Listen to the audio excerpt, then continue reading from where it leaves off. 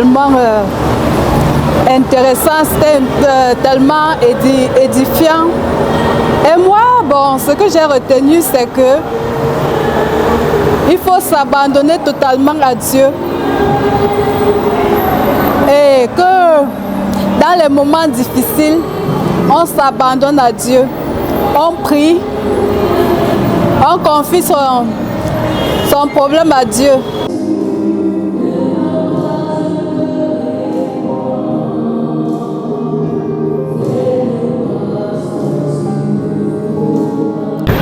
Donc, dans l'enseignement de ce soir, j'ai retenu que le Seigneur est fidèle. Et il est celui-là qui n'abandonne pas. Et il y a des situations que toi seul, le fidèle, tu peux le porter parce que personne ne peut te comprendre comme le Seigneur. Mais ça n'empêche pas que nous pouvons demander de l'aide soit au pasteur, soit à notre fidèle. Mais en toute chose, nous devons rendre grâce à Dieu comme il nous le recommande dans Romains 8, verset 28. Et il nous demande de nous abandonner entièrement et totalement en lui. Comme il nous dit aussi dans Ésaïe 30, verset 15, que dans le calme et la confiance, que sera notre force. Et il a encore dit ce soir, notre Gethsemane, nous ne devons pas nous plaindre, que nous le traversons sans murmure, sans tristesse, parce que Jésus m'avait demandé le secours des disciples. Mais les disciples ne l'ont pas compris. C'est lui seul qui comprenait la profondeur de sa souffrance. Donc l'enseignement de ce soir était vraiment très bien. Ça nous aide encore à nous avancer, nous approcher davantage de la grâce de Dieu. Ça nous donne encore de comprendre que toutes les situations que nous traversons, Dieu n'est pas seul, qu'il est avec nous. Et le silence de Dieu n'est pas un signe d'oubli, n'est pas un signe d'abandon. Donc quand Dieu ne dit rien, ce n'est pas parce qu'il est parti, mais il est là. Il nous demande de persévérer dans la foi. Et je bénis le Seigneur pour le nombre que nous avons été. Je bénis le Seigneur même pour le pasteur Michel Panga, parce qu'il a tellement détaillé l'enseignement. Et je bénis Dieu. Et maintenant, ma supplication est qu'il nous aide à traverser nos déserts avec amour et avec fierté et humilité de cœur. Je vous remercie au nom de Jésus. Ici-bas, de ma vie, soit une fleur, un parfum. Avec l'enseignement de ce soir, nous comprenons davantage que tout le monde peut passer par des moments difficiles. Les moments difficiles, c'est notre Gethsemane, c'est notre jardin de Gethsemane. Donc, pendant les moments difficiles, nous devons véritablement nous remettre encore à Dieu. Nous devons comprendre qu'effectivement, tout le monde ne peut pas comprendre ce que nous vivons.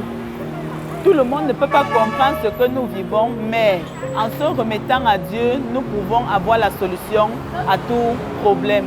Merci. Un chrétien traverse son Gethsemane, demander le secours d'un pasteur, est-ce preuve de manque de confiance ou on n'est plus un disciple accompli? Non, ce n'est pas preuve de manque de confiance. Non, mais ce que j'ai dit, ce que je dis, ce que je sais, c'est qu'il y a des réalités que même le pasteur ne peut pas comprendre. Tu as beau expliquer, il va seulement dire prions. Mais toi seul, tu vis vraiment la situation. Vraiment toi seul. Ce n'est pas preuve de manque de conscience. J'ai bien dit, on peut avoir même des chaînes de prière. Et on prie même, mais certains prient sans comprendre. C'est pas, demander le secours n'est pas signe de manque de maturité spirituelle. Non. Jésus ne manquait pas de maturité spirituelle. Et dans le texte, il a demandé le secours. Il a dit, restez ici, priez, veillez avec moi. C'est le secours qu'il demandait. Mais les autres étaient là, ils ne comprenaient rien. Parce qu'ils ne pouvaient pas vivre ce que Jésus traversait en ce moment. J'ai évoqué tout à l'heure qu'il y a des situations que si toi-même tu ne passes pas par là, tu ne peux pas comprendre. J'ai plus de la perte d'un parent. Pour nous qui avons perdu les nôtres il y a pratiquement plus de 20-25 ans aujourd'hui, quand on voit un jeune enfant pègre son parent. On prie seulement qu'ils aient des mamans Pauline comme notre maman. Parce que si ce n'est pas le cas, ça sera difficile, très difficile. Il faut bien demander du secours. Il faut bien demander de l'aide. C'est vrai, mais parfois il faut aussi accepter que même le pasteur ne peut pas comprendre ce que vous vivez. Et parfois on va demander, même le pasteur se fatigue. J'ai appelé tout à l'heure, il y a un relâchement spirituel. Il peut aussi avoir un abandon physique. Job est passé par là. Ses amis ne comprenaient pas ce que Job vivait. Et bien d'autres choses. La deuxième question, je ne sais pas si j'ai essayé de répondre. La deuxième question, pasteur, face à son jardin de Gethsémani, doit-on tout simplement prier? Ne doit-on pas chercher des solutions? Ou alors devons-nous tout simplement continuer à prier, à attendre la manifestation de Dieu? Il faut prier et agir. La véritable prière chrétienne est dans l'action. C'est dans l'action. Mon enfant est malade et que je laisse l'enfant là, mais je me mets seulement à prier. J'ai évoqué tout à l'heure le cas des gens qui sont partis jusqu'en Inde. À la fin, on finit par accepter. Est-ce qu'on est resté là seulement à prier? On s'est mis en branle. On a cherché des solutions. Il faut chercher des solutions. Mais toutefois, ne pas se compromettre. C'est là où il y a le danger.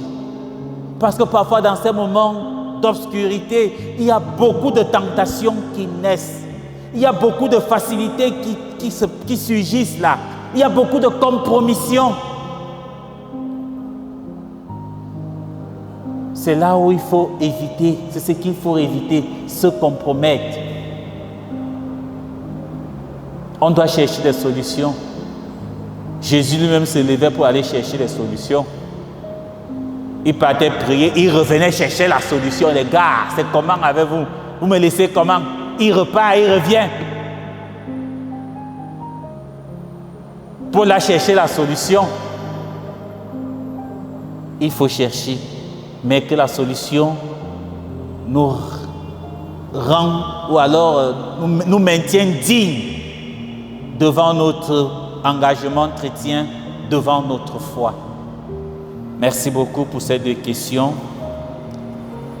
En espérant qu'il y en a plus, je me suis débrouillé. Merci beaucoup.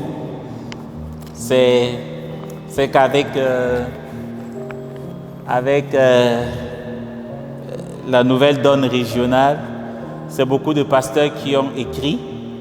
Alors on explique, on cherche aussi à comprendre pour pouvoir expliquer, c'est pas facile. Merci beaucoup, s'il vous plaît. Nous allons passer directement dans les actions de grâce. Ce que j'ai pu retenir aujourd'hui dans cet enseignement, c'est que vraiment, qu'est-ce que soit ce que tu traverses dans le moment difficile, que ce soit maladie, que ce soit manque de l'emploi, vraiment, cette Gethsémani-là, même Jésus, quand il a traversé, il a même crié, demandé l'aide à Pierre dans la prière, mais personne ne pouvait savoir ce qu'elle était en train de traverser. Mais il a pu traverser grâce à Dieu. Ça veut dire, quelle que soit la souffrance que tu traverses, ne baisse pas le bras, continue dans la prière. Dieu, ça sera exaucé.